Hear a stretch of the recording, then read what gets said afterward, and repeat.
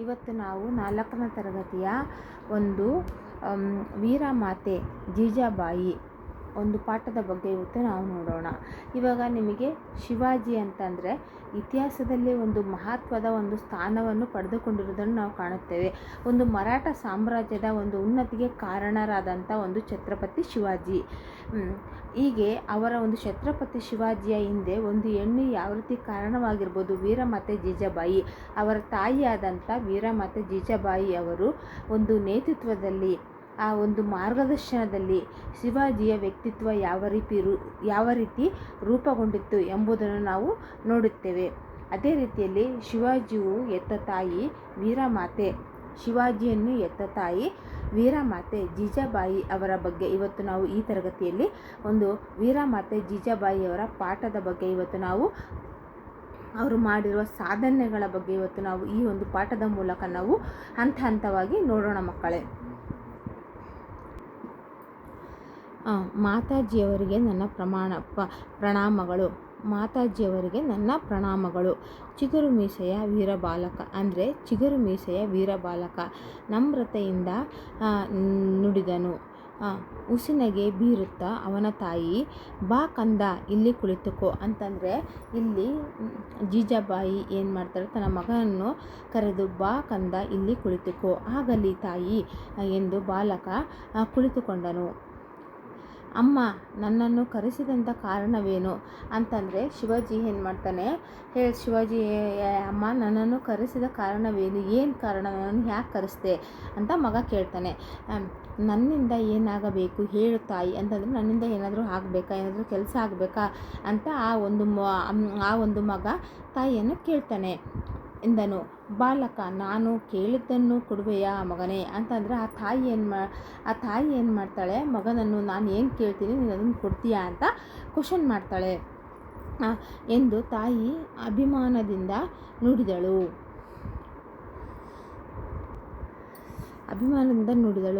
ಆಗಲಿ ಮಾತಾಜಿ, ಆಗಲಿ ಅಮ್ಮ. ಭವಾನಿ, ತಾಯಿಯ ಮೇಲೆ ಆಣೆ, ನೀನು ಹೇಳಿದ್ದನ್ನು ಕೊಡುವೆ ಎಂದನು ಮಗ.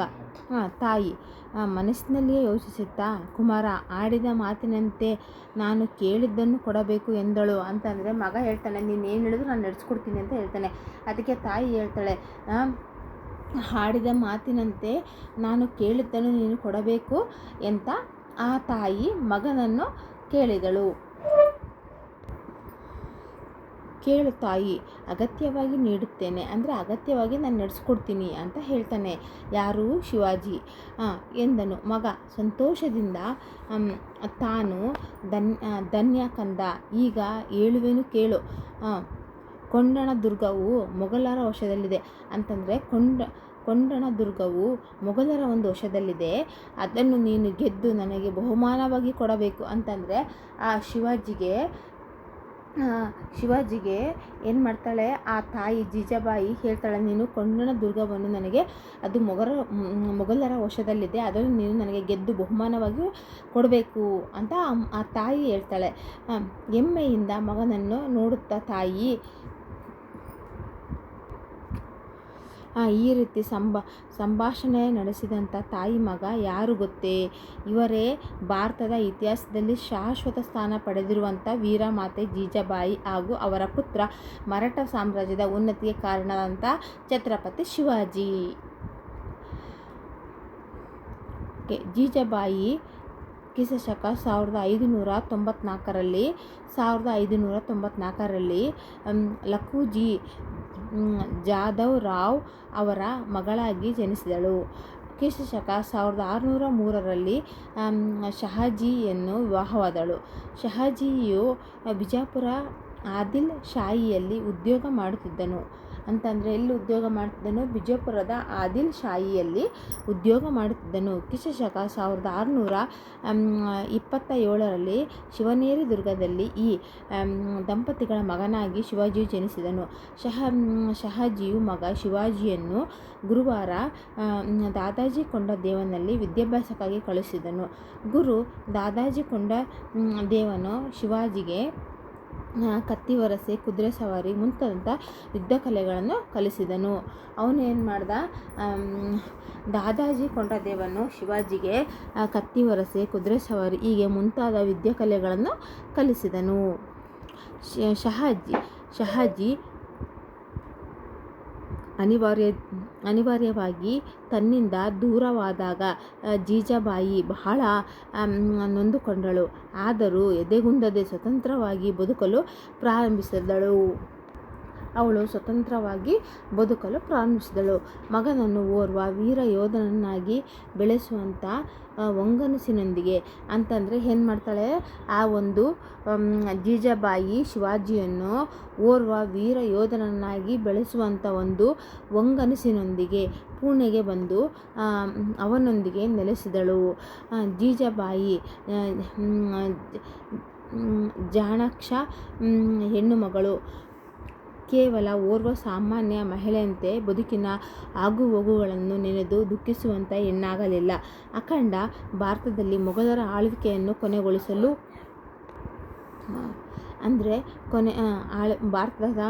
ಭಾರತದಲ್ಲಿ ಮೊಘಲರ ಆಳ್ವಿಕೆಯನ್ನು ಕೊನೆಗೊಳಿಸಲು ಪಣ ತೊಟ್ಟಳು.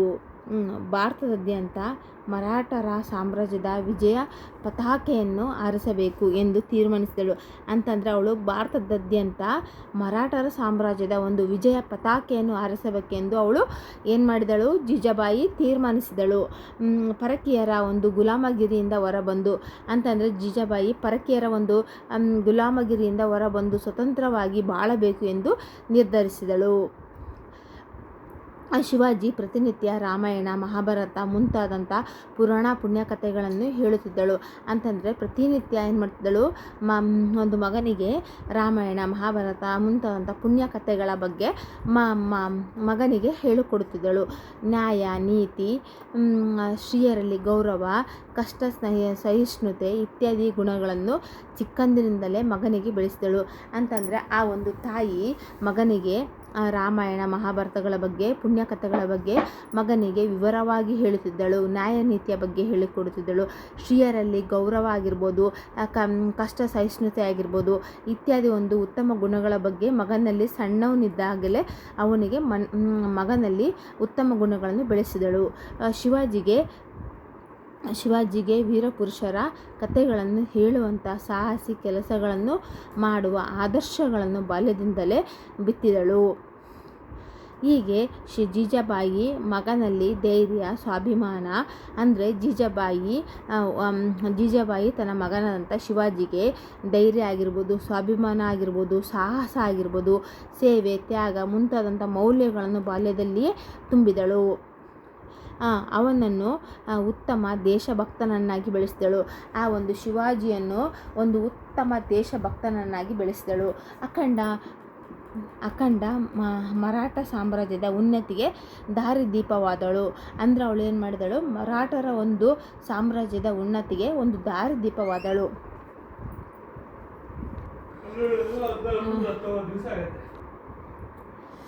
ಮುಂದೆ ಶಿವಾಜಿಯು ಪ್ರಬಲ ಮೊಘಲ್ ಸಾಮ್ರಾಜ್ಯದ ಔರಂಗಜೇಬನ ವಿರುದ್ಧ ಹೋರಾಡಿ, ಅಂತಂದರೆ ಮುಂದೆ ಶಿವಾಜಿ ಏನು ಮಾಡ್ತಾನೆ, ಒಂದು ಮೊಘಲರ ಸಾಮ್ರಾಟ ಔರಂಗಜೇಬನ ವಿರುದ್ಧ ಹೋರಾಡಿ ಜಯಗಳಿಸಿದನು. ಜೀಜಾಬಾಯಿ ಮಗನ ಒಂದು ವಿಜಯೋತ್ಸವಕ್ಕೆ ಮುಂದೆ ಶಿವಾಜಿಯು ಪ್ರಬಲ ಮೊಘಲ್ ಸಾಮ್ರಾಟ ಔರಂಗಜೇಬನ ವಿರುದ್ಧ ಹೋರಾಡಿ ಜಯಗಳಿಸಿದನು. ಅಂತಂದರೆ ಅವನು ಏನು ಮಾಡ್ತಾನೆ, ಶಿವಾಜಿ ಮೊಘಲ್ ಸಾಮ್ರಾಟ ಔರಂಗಜೇಬನ ವಿರುದ್ಧ ಹೋರಾಡಿ ಜಯಗಳಿಸಿದನು. ಜೀಜಾಬಾಯಿ ಮಗನ ವಿಜಯೋತ್ಸವಕ್ಕೆ ಬಹಳ ಸಂತೋಷಪಟ್ಟಳು.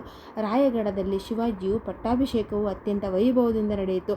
ಅಂತಂದರೆ ಈ ಒಂದು ಖುಷಿಯನ್ನು ಕಂಡು ಆ ತಾಯಿ ಜೀಜಾಬಾಯಿ ಒಂದು ರಾಯಗಢದಲ್ಲಿ ಒಂದು ಶಿವಾಜಿಯ ಒಂದು ಪಟ್ಟಾಭಿಷೇಕವು ಅತ್ಯಂತ ವೈಭವದಿಂದ ನಡೆಯಿತು. ಸ್ವಾಮಿ ರಾಮದಾಸರು ಬಂದು ತಮ್ಮ ಹಸ್ತದಿಂದ ಶಿವಾಜಿಗೆ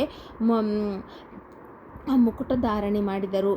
ಜೀಜಾಬಾಯಿ ಶಿವಾಜಿಯ ಬಾಲ್ಯದಲ್ಲಿದ್ದಾಗ ತಾನು ಕಂಡ ಕನಸು ನನಸಾಯಿತು ಎಂದು ಖುಷಿಪಟ್ಟು ಶಿವಾಜಿಯನ್ನು ಆಶೀರ್ವದಿಸಿದಳು.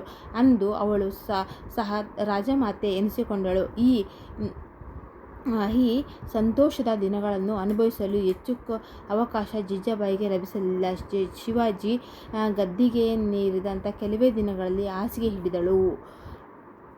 ಸುಮಾರು ಅಂದರೆ ಅವಳಿಗೆ ಏನಾಯಿತು, ಆ ಒಂದು ಖುಷಿಯನ್ನು ಅನುಭವಿಸೋಕ್ಕೆ ಭಾಳ ದಿನ ಅವಳಿಗೆ ಆಗಲಿಲ್ಲ. ಯಾಕಂದರೆ ಅವಳಿಗೆ ಒಂದು ಆರೋಗ್ಯದಲ್ಲಿ ಏರುಪೇರು ಉಂಟಾಯಿತು. ಅವಳು ಹಾಸಿಗೆಯನ್ನು ಹಿಡಿದಳು. ಸುಮಾರು 9 ವರ್ಷಗಳ ಕಾಲ ಜೀವಿಸಿದ್ದಂಥ ಜೀಜಾಬಾಯಿ ಅಂತಂದ್ರೆ ಸುಮಾರು 80 ವರ್ಷಗಳ ಕಾಲ ಜೀವಿಸಿದ್ದಂಥ ಜೀಜಾಬಾಯಿ ಮರಾಠರ ಅಭ್ಯುದಯ ಕಂಡಳು. ಅನಂತರ ರಾಯಗಢದ ಬಳಿ ಇರುವಂಥ ಪಚಾಡ ಎಂಬ ಹಳ್ಳಿಯಲ್ಲಿ ಕ್ರಿಸ್ತಶಕ 1674ರಲ್ಲಿ ನಿಧನವನ್ನು ಹೊಂದಿದಳು. ಅಂದರೆ ಜೀಜಾಬಾಯಿ ಎಲ್ಲಿ ಮರಣವನ್ನು ಹೊಂದಿದಳು ಅಂತಂದರೆ ಪಚಾಡ ಎಂಬ ಹಳ್ಳಿಯಲ್ಲಿ ಕ್ರಿಸ್ತಶಕ 1674ರಲ್ಲಿ ನಿಧನವನ್ನು ಹೊಂದಿದಳು. ಮನೆಯೇ ಮೊದಲ ಪಾಠಶಾಲೆ, ಜನನಿ ತಾನೇ ಮೊದಲ ಗುರುವು, ಜನನಿಯಿಂದ ಪಾಠ ಕಲಿತ ಜನರೇ ಧನ್ಯರು. ಇವತ್ತು ನಾವು ಈ ಒಂದು ತರಗತಿಯಲ್ಲಿ ವೀರಮಾತೆ ಜೀಜಾಬಾಯಿಯ ಬಗ್ಗೆ, ಅವರು ಜೀಜಾಬಾಯಿ ಮಾಡಿದ ಒಂದು ಸಾಧನೆ ಆಗಿರ್ಬೋದು ಮತ್ತು ಶಿವಾಜಿಗೆ ಕಲಿಸಿದಂಥ ಒಂದು ಉತ್ತಮ ಮಾರ್ಗದರ್ಶನಗಳಾಗಿರ್ಬೋದು, ಈ ಒಂದು ಪಾಠದ ಮೂಲಕ ನಾವು ತಿಳಿದುಕೊಂಡಿದ್ದೇವೆ. ನಿಮಗೆ ಈ ಒಂದು ಪಾಠ ಇಷ್ಟವಾದಲ್ಲಿ please Kannada for little stars ಅನ್ನು ಲೈಕ್ ಮಾಡಿ, ಶೇರ್ ಮಾಡಿ, ಮೇಲೆ ಕಾಣುವಂಥ ಬೆಲ್ ಐಕನನ್ನು ತಪ್ಪದೆ ಪ್ರೆಸ್ ಮಾಡಿ. ಧನ್ಯವಾದಗಳು.